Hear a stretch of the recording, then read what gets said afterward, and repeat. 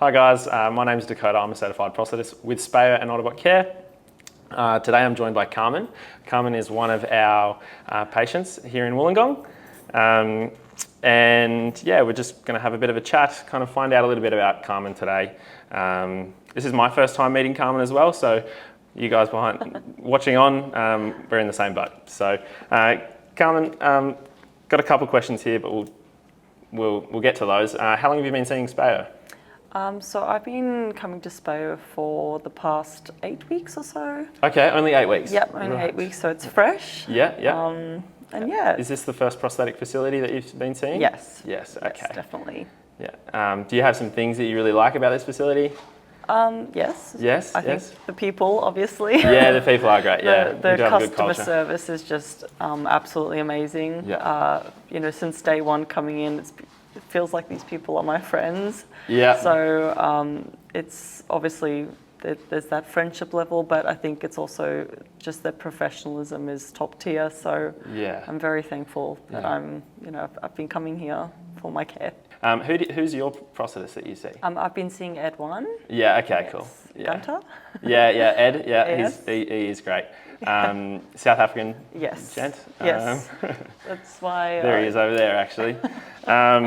Speak of the devil. Yeah. So maybe, like I said, I haven't met you before. Could you give me a background as to how you've ended up in the situation that we're currently in? Yeah, of course. Yep. So it's quite a story, but I'll try and give you a shortened version. Yeah. But basically in February, I had been living in Canada and nice. I got diagnosed with Angiosarcoma. Okay. So it's a very rare yet aggressive soft tissue cancer. Yep. But because immediate care wasn't available to me in Canada, I had to fly home to Australia. And yeah, basically in the first week of being in Australia, I got an MRI, a PET scan, and an appointment with my oncologist. Yeah. He prescribed 24 rounds of chemo for me, so weekly chemo. Yep. And it was during that I had a 6-week break, so halfway through. Yep. And that's when I got an above knee amputation to get rid of the cancer. Yep. And yeah, obviously I had to kind of go through chemo and the prosthetics process at the same time, which is really difficult. Yep. But I'm now cancer-free, which yes, is great. Nice, congrats. Yep. Thank you. So yeah, now it's just kind of a waiting game to see whether the cancer, stays away. Hopefully it does. Okay, but, yeah, it's only going to get better from here because obviously going through the prosthetics game and chemo was a really difficult process. Yes. So now that I'm not having chemo, I just feel like I'm getting stronger and stronger each day. Yeah. So yeah, lovely. It's a lot lovely. easier. When you say, it was a pretty tough to go through both at the same time. Yeah.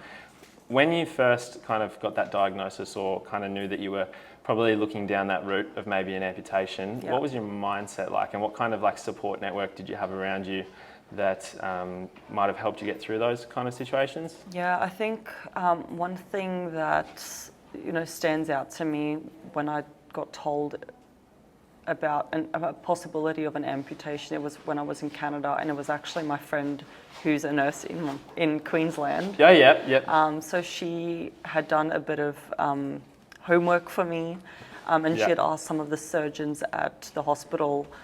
She had shown them photos of my leg. Okay. So she was the one who originally told me, do you know that this will probably lead to an amputation? Okay, nice. And for me, I was like, no, this is not going to happen to me.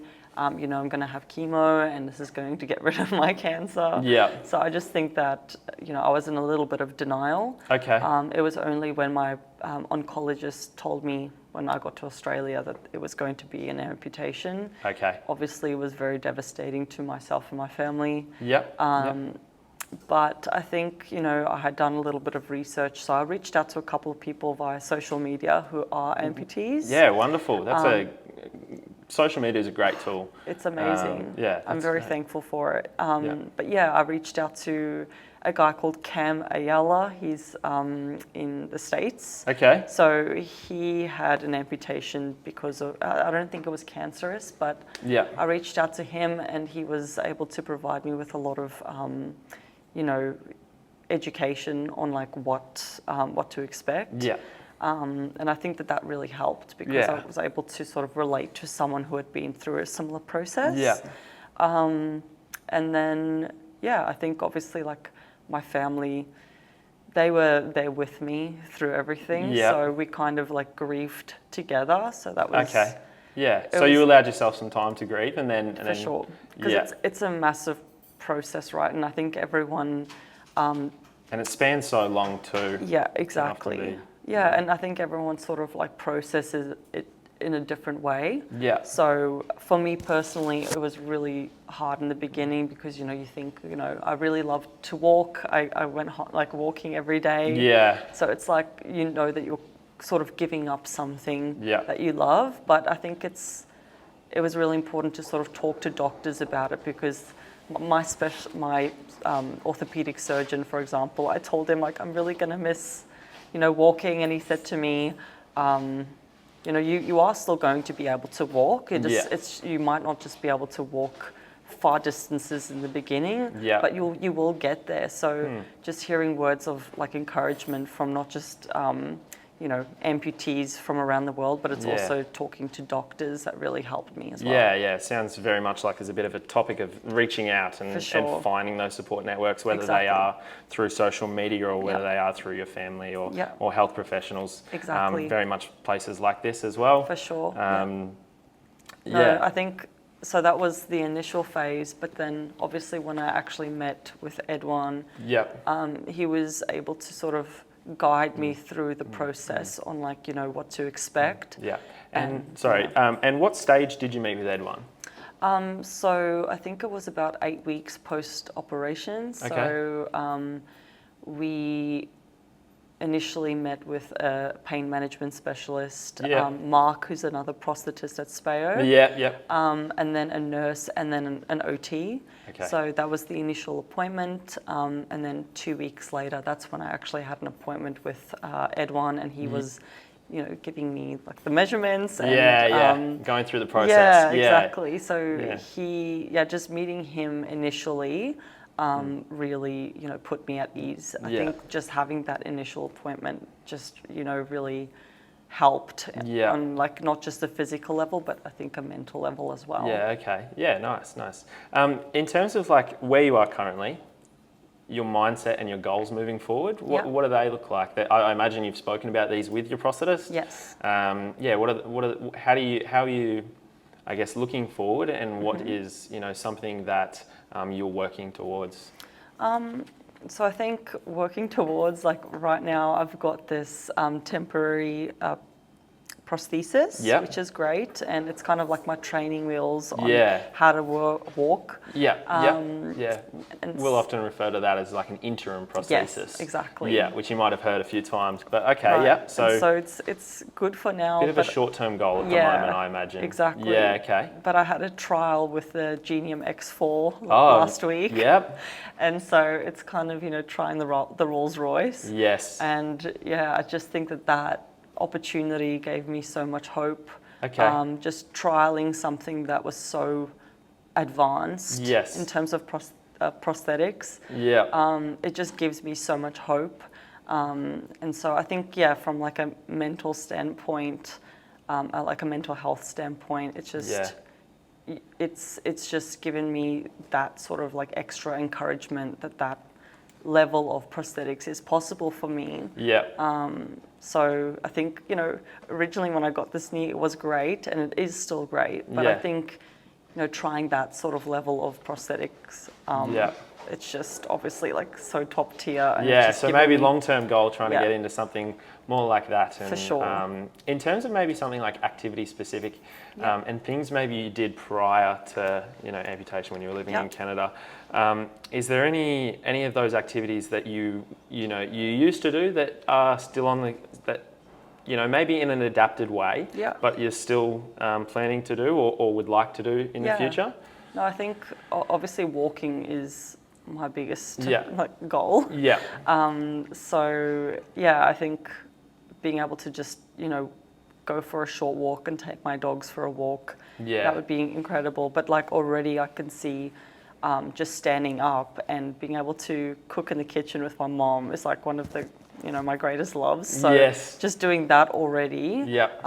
it's a huge plus. But yeah, I think obviously like snowboarding or skiing or ice skating would be really cool. Yeah, okay, yeah, great. And yeah, it's definitely like, I think at the beginning of this whole process, I thought, no, there's no way I could do that again. Yeah. Like I said, talking to my surgeon, I was like, I'm never going to be able to do the things that I used to do. Yep. But now, after, meeting with Eduan at Spao and Yeah. like seeing everything that's, possible, it's definitely changed my whole perspective on, what I can do, and snowboarding and skiing would be definitely one of, like, on my list. Oh, that's so great to hear. In terms of maybe people who might be going through a similar situation, or something that's slightly different, maybe below knee, above Right. knee, through the hip. There's lots Yeah. of different kind of things that happen. Yeah, exactly. Do you have any, I guess, tips, or not tips, just any messages to the people out there that might be going through a bit of a hard time? Maybe their mindset is kind of struggling at the time. Do you have any messages for them? Oh, that's a tough one. Yeah. Because I think, everyone processes an amputation in a different way. Yeah, and and I think it's super important to acknowledge that as well. it's tough. Yeah. And I know that obviously I can't give advice to everyone, because everyone, has different levels of amputation Yeah. and might process things differently. Yeah.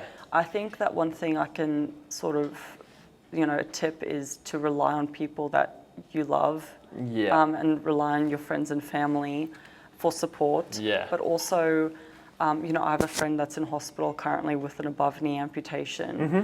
And I just think for her, she's being told different things from people that don't have amputations, people that are at the hospital. Yeah. I think it's really important to sort of take advice from professionals like people at Spao. Yes. Because I was being told so many things while I was at hospital that really affected my mental health. Okay. So she's being told currently that she can't have, her prosthetic until her chemo finishes. So for me, that doesn't make any sense, because I had my prosthetic while going you've through. got lived experience. Exactly. I think definitely when people living with an amputation or using a prosthesis chat to one another, that is just such a valuable experience. Outweighs said so. Oh, 100%. Yeah. So she's being told by nurses that she's not going to have a prosthetic until she finishes chemo, which is in January. Yeah. So I think that you just need to be really careful with like who's giving you advice. Yeah. It's always best to get in contact with like an amputee CNC at the hospital, and then also reaching out to a company like Spao for advice. So if a nurse that's an able-bodied person is giving you advice on prosthetics, sometimes it's you just have to get advice from the professionals, people who have been in that type of environment, work-wise, and also amputees. Yeah, and with that, I there's plenty of foundations out there and organisations that you can speak to, which we might put at the end of this video. Yeah. But yeah, no, that's been wonderful. Thank you so much for chatting today. It was unreal to hear some experience and someone who's been so open with telling us about it. No worries at all. So thank you. Thank you. I'm glad. I'm glad we could have a chat.